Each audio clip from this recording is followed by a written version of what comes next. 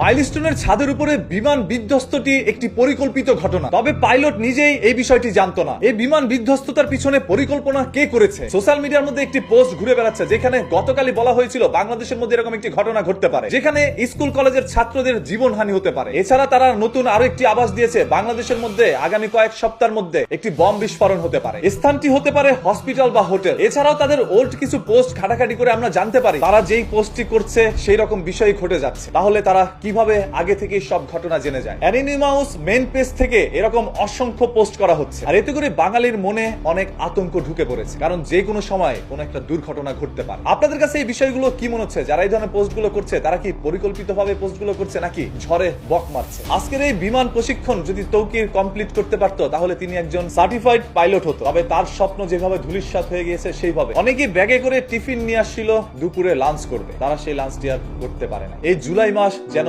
একের পর এক মানুষের জীবন কেড়ে নিচ্ছে। আর এরকম একটি ঘটনা ঘটার ফলে আগামীকাল আমাদের পুরো দেশে রাষ্ট্রীয় শোক দিবস পালন করা হবে। এই দেশকে অস্থিতিশীল করার জন্য কাদের হাত রয়েছে? এছাড়াও গত 3 দিন আগে বাংলাদেশের সরকার জাতিসংঘের একটি অফিস বাংলাদেশে দেওয়ার জন্য পারমিশন দিয়েছিল। তবে অন্যদিকে বাংলাদেশের কেউ চাচ্ছে না জাতিসংঘের একটি অফিস বাংলাদেশের মধ্যে হোক। আর এই বিষয়টা যেন মানুষের নজরের মধ্যে না থাকে, এই জন্য পরিকল্পিতভাবে এরকম কোন ঘটনা ঘটাতেও পারে। গতকালকে বাংলাদেশের একজন নাগরিক এরকম একটি পোস্ট করেন, যে পোস্টটিও আজকের ঘটনার সাথে অনেকটাই মিলে যায়। তাহলে কি এই সম্পূর্ণ বিষয়টি পরিকল্পিতভাবে ঘটানো হয়েছে? সকল তথ্য পেতে চ্যানেলটি সাবস্ক্রাইব করে রাখুন।